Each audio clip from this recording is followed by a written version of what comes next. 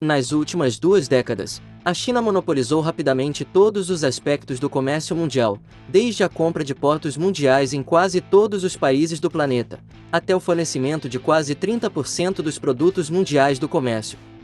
Bem, exceto por um aspecto do comércio mundial que é o transporte. Veja, apesar de ter investido centenas de bilhões de dólares em transporte, a indústria chinesa ainda está muito atrás de duas nações em relação ao seu poder de transporte. O Japão, pela maioria das métricas, é o segundo país de transporte mais poderoso do mundo, embora tenha uma população 91% menor que um terço da China, mas a alta posição do Japão no setor de transporte faz sentido.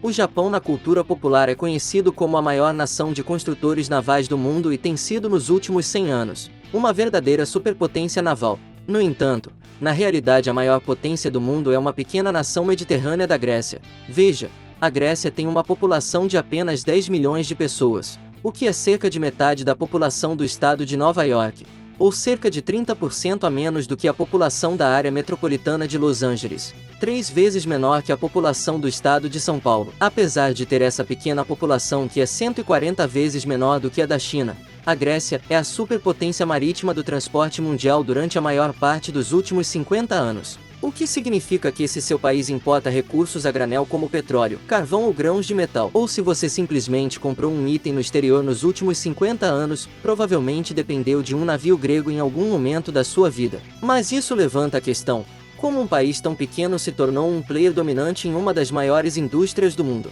E o que isso significa para a economia e as superpotências mundiais daqui para frente? Bem, se você olhar um mapa da Grécia, verá uma das principais razões pelas quais a Grécia tem sido um grande jogador na indústria de navegação global por mais de 2000 anos. Primeiramente, 80% da Grécia é coberta por montanhas, embora as terras montanhosas tenham algumas vantagens e desvantagens. Uma das desvantagens é que é difícil cultivar grandes quantidades de alimentos. Assim, ao longo da história, os gregos se voltaram para o mar para comprar peixes, e se voltaram para o comércio marítimo em busca de alimentos como trigo e de recursos como ouro. Em segundo lugar, a Grécia é composta por mais de 5.000 ilhas, centenas das quais são habitadas.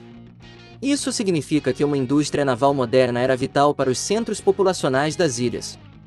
Finalmente, a Grécia ocupa uma posição geográfica única no mundo. Está essencialmente localizado no meio do Mediterrâneo, perto do Canal de Suez, que é uma das rotas comerciais mais importantes do mundo. O que significa que a Grécia deveria ser uma nação marítima e comercial desde que estabeleceu seus limites geográficos, mas nos tempos modernos, a Grécia só começou a assumir o controle da indústria naval global há cerca de 80 anos. Ao longo do século XX, o empresário grego Dourado tinha uma frota no início dos anos 1900. A Grécia estava entre as 10 maiores nações marítimas do mundo, mas estava muito atrás dos países mais poderosos como a Grã-Bretanha, Estados Unidos e a Alemanha. Mas depois a marinha grega desempenhou um papel fundamental na ajuda aos aliados na Primeira Guerra Mundial. Vários empresários gregos tiveram a ideia de investir pesadamente nos estaleiros de nações que precisavam ser reconstruídas depois da guerra, e alguns empresários gregos como Aristóteles Onassis agissem com base nessa ideia. Em 1949 Onassis investiu nos estaleiros da Alemanha Ocidental e fez 36 pedidos de navios de grande porte nos anos seguintes. Também investiu pesadamente no Japão e em outros países do Sudeste Asiático, e finalmente, começou a comprar navios que foram vendidos pelos militares dos Estados Unidos após o fim da Segunda Guerra Mundial. E devido a esses 3 fatores, Aristóteles Onassis veio a se tornar o maior armador privado do mundo. E ele não era o único grego com essa estratégia. Outros empresários gregos como Stavros Niarchos acabaram fazendo exatamente o mesmo, e é por isso que uma dezena de amadores gregos tinham maior frota marítima nos anos 60. E esses amadores logo se tornaram conhecidos como os gregos dourados, e aqui estão 3 coisas malucas que eu adorei nessa história. Uma das quais foi que em muitos pontos ao longo do século XX, o empresário grego Dourado tinha maior frota do que o resto da União Europeia combinada. A segunda coisa é lembrar que o Japão foi o país construtor de navios mais poderoso do mundo durante a maior parte do século XX. Embora isso seja verdade, verifica-se que a maioria dos navios construídos em estaleiros japoneses foram construídos por muitos anos apenas para o grego Dourado. O terceiro e próximo ponto se tornaria extremamente importante para o mundo de hoje, como você pode ver com a expansão da globalização na década de 1970. Os amadores gregos foram encarregados de entregar recursos como petróleo, carvão e alimentos de um país para outro, Mas havia um país que ainda não estava pronto para negociar com o resto do mundo, e esse país era a China. Mas quando a China mudou sua política econômica de comunismo e começaram a aceitar um pequeno investimento estrangeiro, claro que os amadores gregos foram capazes de se expandir para a China a partir de que obtinham grandes contratos para o fornecimento de recursos para a China. E então de alguma forma o investimento na indústria de navegação da China ajudou a facilitar o crescimento da China como uma superpotência comercial moderna. No entanto, a tabela mudaria entre os dois países que você vê em 2008. A crise financeira global causou o colapso das economias mundiais e a Grécia foi, sem dúvida, a economia mais atingida. Enquanto a maioria dos países se recuperou da crise financeira por volta de 2012, a Grécia nunca se recuperou totalmente. Em 2018, a Grécia finalmente teve um crescimento positivo do PIB, mais baixo, de apenas 2% e devido a esta crise econômica, o governo grego foi forçado a interromper algumas medidas drásticas para evitar que a economia do país saísse de controle.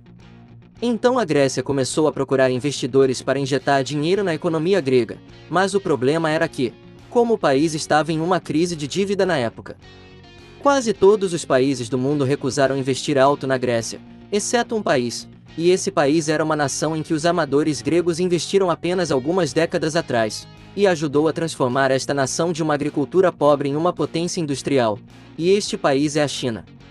Você vê as conexões que a Grécia e a China construíram nas últimas décadas, devido aos investimentos no transporte grego na China. Eles levaram a China a retribuir o favor reinvestindo na Grécia durante a crise da dívida grega.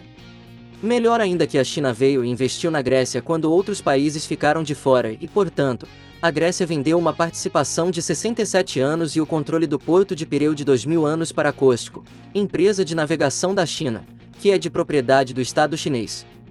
Isso é muito importante porque o Porto de Pireu ainda é considerado por muitos como a pérola do Mediterrâneo. Este porto funciona como um centro de distribuição para uma rede que abrange a Europa, Ásia e África, e agora este centro de distribuição localizado na Europa é agora controlado pelo governo chinês e isso é apenas parte do plano da China de assumir as rotas comerciais e portos do mundo. E se você quiser saber mais sobre o Porto de Pireu, eu já fiz um vídeo sobre isso, vocês podem ver no meu canal nos próximos dias. Então ative os sininhos de notificação para ser avisado quando o vídeo for lançado. Mas o plano da China para o Porto do Pireu é bem simples. Ela quer fazer deste porto o maior porto da Europa e até agora eles estão no caminho certo para fazer isso. Veja, antes da China começar a adquirir o porto em 2009, o Porto de Pireu era apenas o 14º maior porto da Europa. Também apresentava baixo desempenho e estava em perigo de demitir uma boa parte da sua mão de obra. Mas depois de bilhões de dólares de investimento da COSCO, agora chegou ao 4º maior porto da Europa, e cresceu mais de 250% com os investimentos iniciais. Eles chegaram em 2009, e fizeram isso sem demitir nenhum trabalhador durante a crise. Mesmo que pareça um investimento puramente positivo da China, agora a compra definitivamente foi recebida com algumas críticas também. Há obviamente a questão da influência política e econômica da China na Europa, e uma vez que a Grécia essencialmente vendeu terras para um país estrangeiro. Mas também houve uma redução significativa nos salários no porto depois disso. É parcialmente devido aos custos, e parcialmente devido aos cortes de salários do setor público na Grécia que ocorreram antes de COSCO assumir o controle total do porto. Independentemente disso, estamos vendo atualmente uma dualidade em que os amadores gregos dominam a indústria naval global, embora a própria Grécia esteja lutando e vendendo parte de sua indústria naval nacional. Mas também é importante notar que os amadores gregos não podem dominar a indústria naval por muito tempo. Por exemplo, o Japão nos últimos anos, algumas métricas estão realmente à frente do transporte marítimo grego, dependendo da classificação que você usa, e mesmo se a China continuar a investir em sua indústria de transporte marítimo, seria apenas uma questão de tempo antes que este país com uma população de 1,4 bilhão investisse dinheiro suficiente para ultrapassar algumas dezenas de amadores gregos e tornar-se a melhor nação marítima do mundo. Cerca de 1/3 do petróleo mundial é fornecido por navios gregos e cerca de 1/3 do valor do transporte marítimo grego vem desses contratos de petróleo. Mas com o petróleo em uma situação difícil agora, os amadores gregos provavelmente ficarão atrás dos japoneses e chineses, que estão muito mais focados no transporte de contêineres que é para produtos menores. Claro, o transporte de contêineres cresceu muito nos últimos anos com o crescimento extremo do comércio eletrônico e de e-commerces, o que significa que os amadores gregos terão que se adaptar à crise do petróleo ou serão forçados a desistir de seu lugar de maior proprietário de navio do mundo. Agora, Se isso acontecer, significaria também que a China se tornaria o jogador dominante em quase todas as partes do comércio do mundo, já controlando a produção e portos do mundo. Eles também têm uma participação em grandes corporações ao redor do mundo e também dos consumidores ao redor do mundo. E se eles controlarem a indústria de navegação, os únicos dois obstáculos que os impediriam de possuir todo o consumismo do mercado global são esses: o US Postal Service e o Canada Mail. Serviços de correio do Canadá e dos Estados Unidos são uma etapa do processo em que a China não tem interesse. No entanto, tem-se falado em privatizar essas duas empresas estatais. E embora essas conversas sobre a privatização dos serviços postais sejam triviais, seria assustador se uma empresa estatal chinesa fosse parcialmente proprietária da empresa que entrega os pacotes na sua porta. Todo o processo de compra online, desde a fábrica até a entrega, pode em breve ser feito por empresas estatais chinesas. Já pensou se todos os países ficarem dependentes da China? Como seria? Mas há uma etapa que atrapalha, e geralmente é a primeira etapa do processo que surpreende quando você pensa a respeito. Jeff Bezos é realmente a única coisa que impede a China de ter total domínio sobre o espaço global de comércio eletrônico.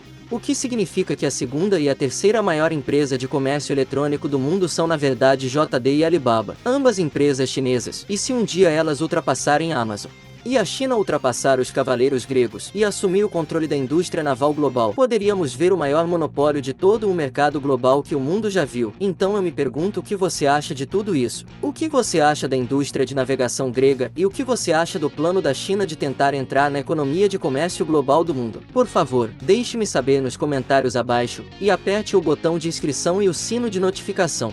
Se quiser, veja meu próximo vídeo como este, que deve sair nos próximos dias e, finalmente, deixe um like e confira o vídeo anterior no canal. Então não deixe de clicar nele e eu verei vocês em apenas alguns segundos no meu próximo vídeo.